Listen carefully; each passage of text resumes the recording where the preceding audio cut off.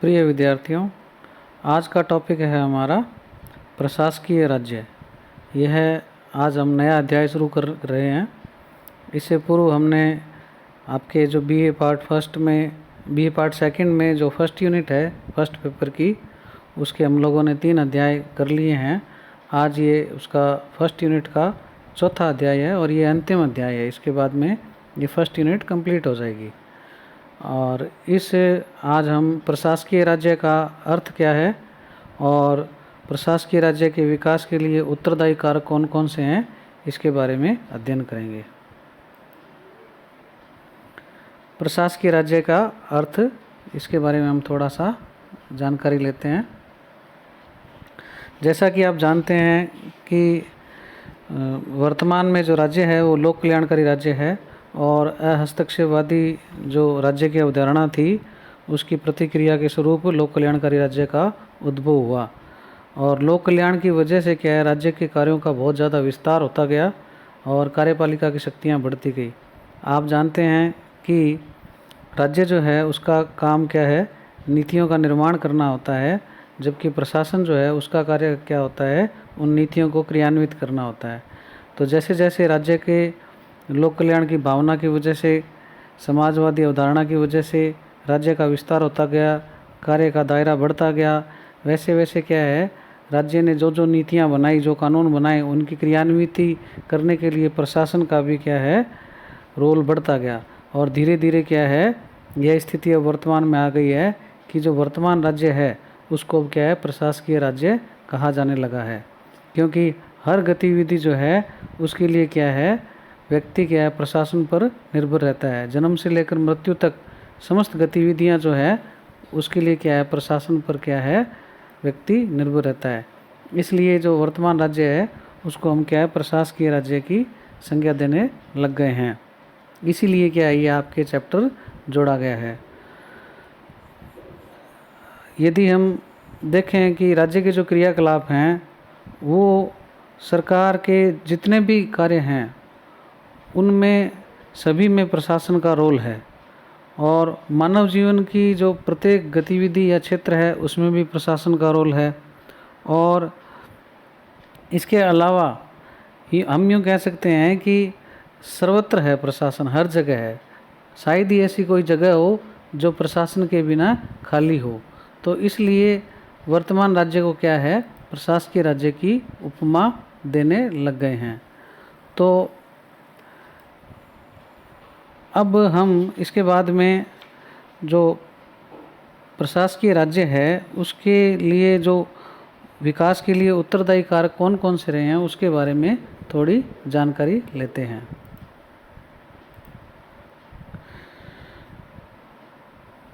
प्रशासकीय राज्य के विकास के लिए जो उत्तरदायी कारक हैं उनको हम क्या है, निम्न बिंदुओं में अध्ययन कर सकते हैं। जैसे इसमें पहला बिंदु है आर्थिक नियोजन, इकोनॉमिक प्लानिंग।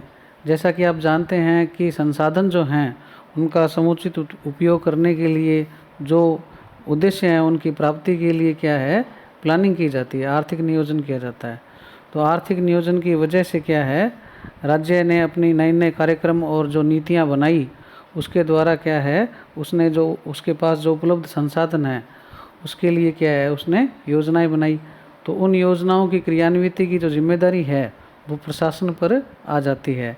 तो इसलिए क्या है, प्रशासकीय राज्य का जो विकास है वो आर्थिक नियोजन की वजह से बढ़ा। दूसरा जो बिंदु है वो है औद्योगिक क्रांति का। आप जानते हैं कि 18वीं शताब्दी में क्या है, औद्योगिक क्रांति आई थी और उसके द्वारा राज्य के सम्मुख क्या है, नई नई प्रकार की जिम्मेदारियां आ गई थी।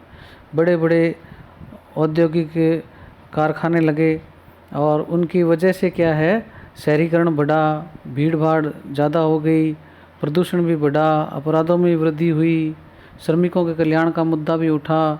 तो इस प्रकार से क्या है, अनेक ऐसी जिम्मेदारियां क्या है, राज्य पर आ गई और उन समस्त जिम्मेदारियों को पूरा करने का काम किसने किया, प्रशासन ने किया। तो इसलिए क्या है, प्रशासकीय राज्य जो है वो और ज़्यादा विकसित हुआ।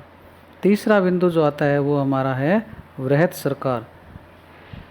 आप जानते हैं कि जैसे जैसे औद्योगिक क्रांति, नई नई तकनीकें, जनसंख्या की वृद्धि, लोक कल्याण की बढ़ती भावना, इस प्रकार से बहुत सारे ऐसे बिंदु थे जिससे क्या है सरकार का आकार और जिम्मेदारियां क्या है बढ़ती गई। और ये सारी जो जिम्मेदारियां बढ़ी हुई हैं वो अंततोगत्वा प्रशासन पर भी आ गई। इसलिए जो प्रशासनिक राज्य है उसके विकास में सरकार की बढ़ी हुई जिम्मेदारियां अर्थात वृहद सरकार का रोल भी है। और नए नए विभाग भी स्थापित होने लग गए, इससे भी क्या है सरकार का आकार बढ़ता गया। चौथा जो बिंदु है वो है प्रदत्त विधायन, डेलीगेटेड लेजिस्लेशन। ये क्या होता है कि जैसा कि आप जानते हैं कि विधायिका को क्या है विधि निर्माण की शक्ति दी गई है, लेकिन विधायिका के जो विधायक या जो जनप्रतिनिधि होते हैं उनके पास इतना समय और ज्ञान नहीं होता, इसलिए वो क्या है कानून का जो ढांचा है उसको मोटे तौर पर बना देते हैं और उसके क्रियान्वित रूप को, जिसमें क्या नियम, उपनियम या और अन्य जो चीज़ें हैं, जो प्रावधान है, जो उसको लागू करते वक्त जिनकी आवश्यकता होती है, वो सब कार्यों की जिम्मेदारी क्या है कार्यपालिका पर डाल देते हैं। तो इसको हम क्या कहते हैं प्रदत्त विधायन कहते हैं। प्रदत्त विधायन की वजह से क्या है कार्यपालिका के कार्यों में क्या है और शक्तियों में क्या बहुत ज़्यादा विस्तार हुआ है। और कार्यपालिका का जो ये शक्तियों का और कार्यों का जो विस्तार है विधायन के रूप में, इसका क्या है प्रशासनिक राज्य के विकास में भी बड़ा रोल है। अंततोगत्वा कार्य तो कार्यपालिका के प्रशासन को ही करने होते हैं। अगला जो बिंदु है उत्तरदायी कारकों में वो है सामाजिक आर्थिक जीवन में बढ़ती जटिलता। आप जानते हैं कि औद्योगिकरण, बढ़ती जनसंख्या, शहरीकरण, प्रदूषण, ये सारी घटनाएं जो हैं उसकी वजह से क्या है जो सामाजिक और सांस्कृतिक मूल्य हैं उनमें क्या परिवर्तन आने लगा और व्यक्ति क्या है ज़्यादा से ज़्यादा आर्थिक बनने लगा और जो संयुक्त परिवार की प्रथा है वो भी क्या धीरे धीरे टूटने लगी। और वैज्ञानिक तकनीक के बढ़ने से भी क्या है जीवन में नई नई चीज़ें जुड़ने लगी, जीवन जटिल भी होने लग गया। तो इस प्रकार से क्या है ये सारी जो चीज़ें हैं इससे क्या है प्रशासन की जिम्मेदारियां भी बढ़ती गई और उससे क्या है प्रशासकीय राज्य भी विकसित होने लगा। अगला जो बिंदु है हमारा प्रशासनिक न्यायाधिकरण, एडमिनिस्ट्रेटिव ट्रिब्यूनल। जैसा कि आप जानते हैं कि सरकार मतलब जो है सरकार के 3 अंग होते हैं, विधायिका, कार्यपालिका और न्यायपालिका। न्यायपालिका का कार्य विधि के अनुसार कार्यपालिका और विधायिका कार्य कर रही है नहीं कर रही, या कोई अन्य जो एजेंसियां हैं जो कार्य कर रही हैं, लोगों के अधिकारों की रक्षा हो रही है नहीं हो रही, इस बात की निगरानी करना है। परंतु कभी कभार ऐसी स्थितियां भी होती है जिससे क्या है राज्य के कार्यों में क्या है तकनीकी जटिलता या वैज्ञानिक पहलू होते हैं जो क्या है न्यायपालिका उनको ठीक ढंग से क्या है नहीं कर पाती। तो इसलिए क्या है कुछ विशेषज्ञ ट्रिब्यूनल प्रशासनिक न्यायाधिकरण बना दिए जाते हैं। तो जैसे लाइसेंस जारी करना है, संपत्ति का मूल्यांकन है, या कर्मचारियों का जो सेवा संबंधी मामले हैं या उनके विवाद हैं, या और ऐसे अन्य जो हैं मामले जिससे क्या है उनके ट्रिब्यूनल बना दिए जाते हैं। तो ये जो ट्रिब्यूनल हैं इसने भी क्या है प्रशासकीय राज्य की भूमिका में या विकास में रोल अदा किया है, क्योंकि प्रशासन का जो कार्य है वो अब थोड़ा बहुत न्यायपालिका से भी जुड़ गया है।